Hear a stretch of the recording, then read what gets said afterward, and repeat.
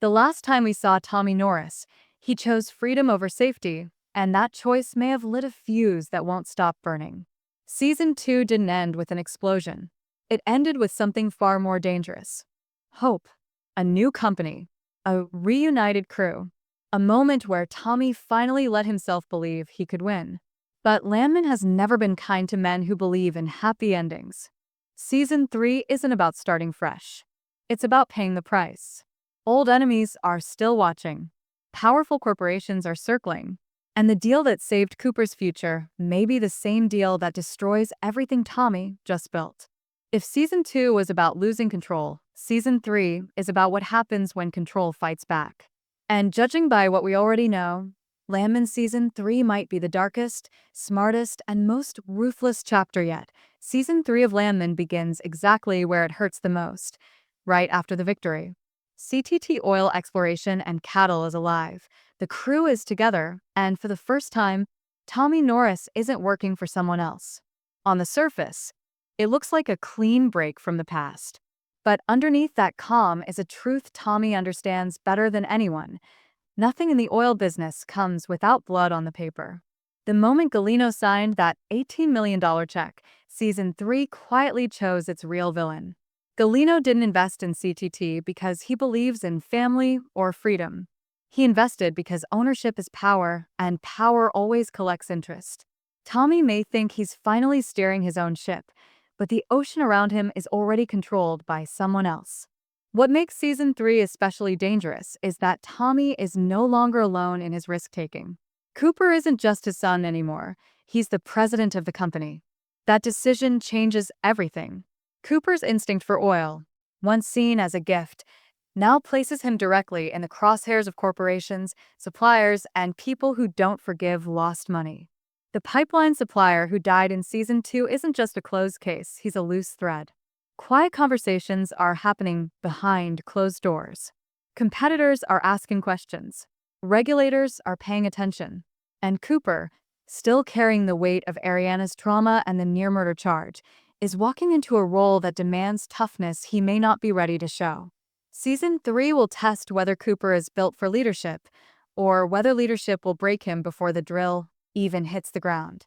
Tommy, meanwhile, is facing a far more personal reckoning. He didn't leave MTEX just to start another company. He left because he was tired of building empires for other men. But Season 3 asks a brutal question. What happens when you become the empire?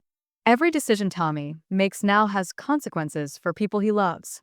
Nate's finances, Rebecca's legal shield, TL's drilling operation, Ariana's future. All of it depends on Tommy staying one step ahead. And that's where the tension tightens. Tommy has always been reactive, surviving crisis to crisis.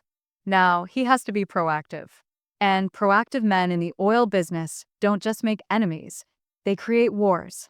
A Cammy's silence at the end of Season 2 wasn't defeat. It was calculation. Season 3 is where her long game begins. She knows MTEX better than anyone left standing.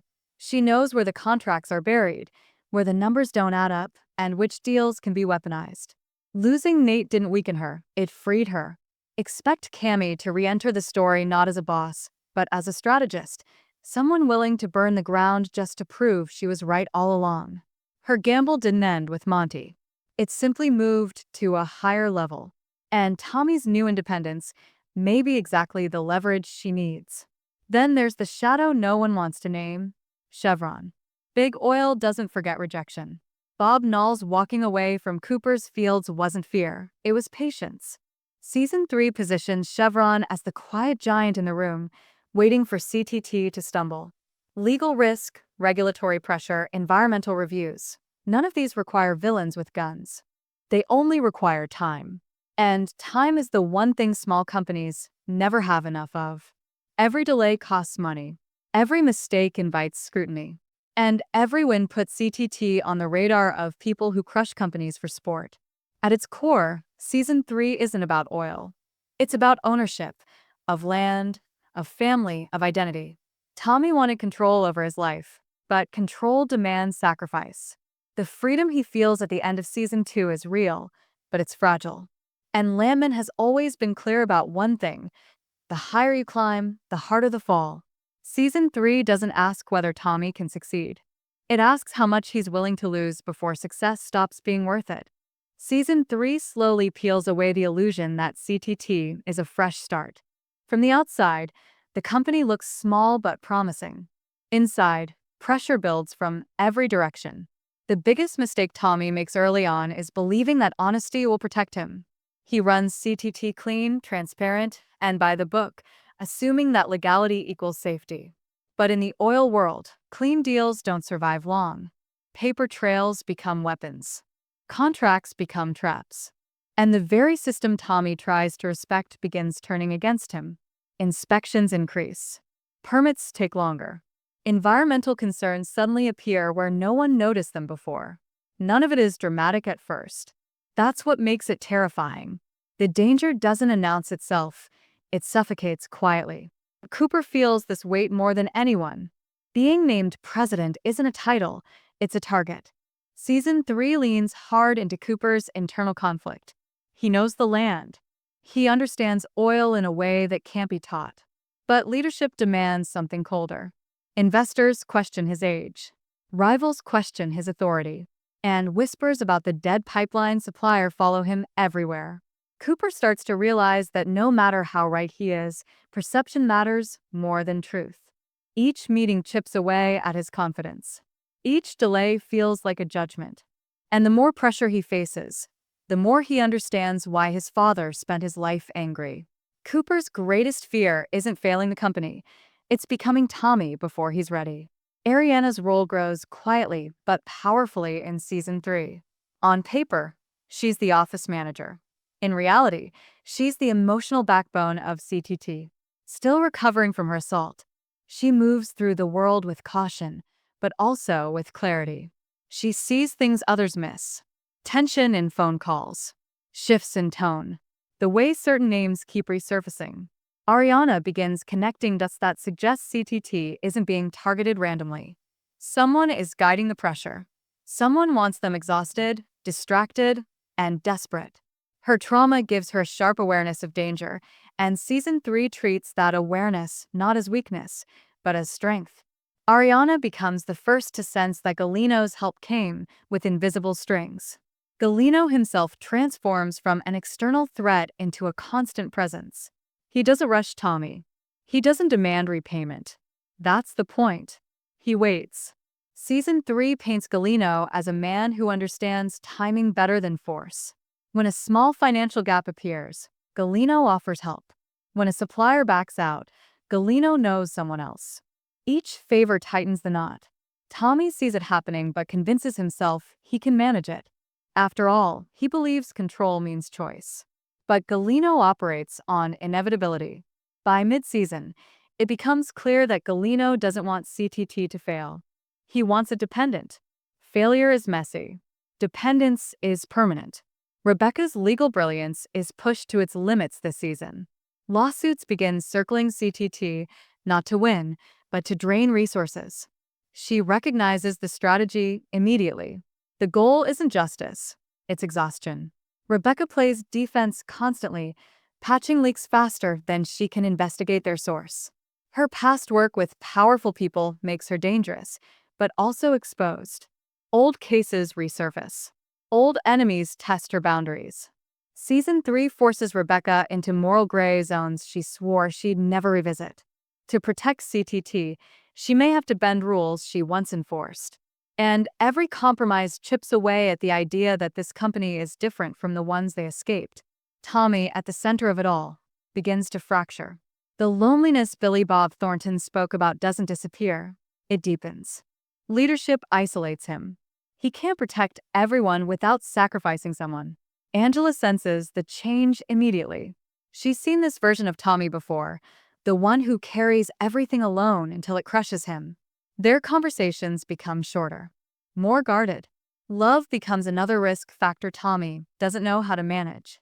And when a near-miss incident echoes the car crash from Season 2, it's clear that fate is circling again. Season 3 doesn't explode into chaos.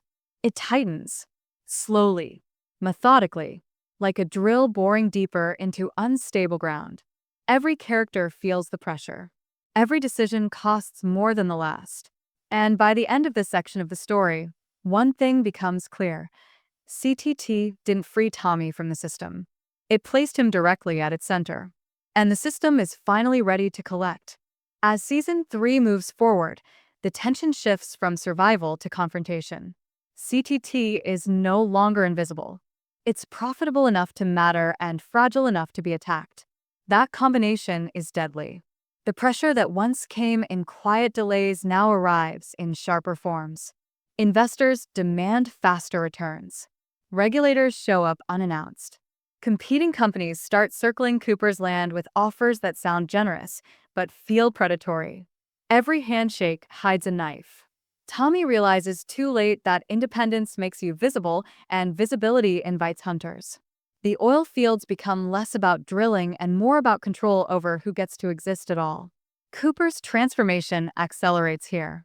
The boy who once trusted instinct now learns strategy. Season 3 doesn't turn him into a hero, it turns him into a decision maker.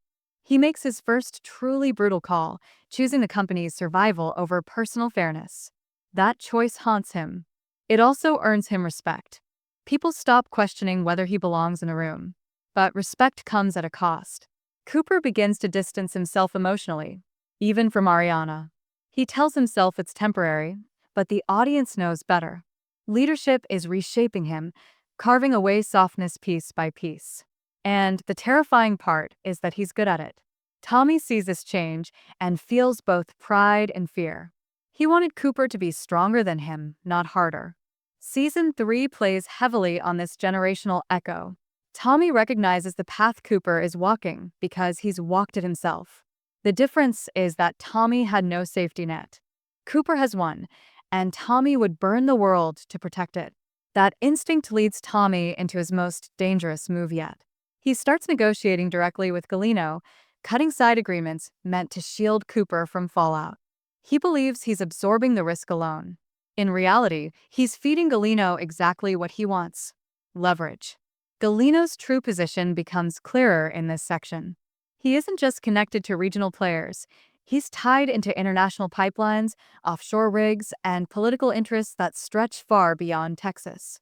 The unresolved offshore operation with Newsom resurfaces, linking CTT to risks they never agreed to carry. Suddenly, Tommy isn't just dealing with land disputes and lawsuits. He's brushing up against federal oversight and global money. The scale of the game changes overnight. What once felt personal now feels unstoppable. Galino doesn't threaten Tommy. He educates him. He explains consequences with calm certainty. And that calm is far more frightening than violence. Cami returns to the narrative in a way that reframes everything.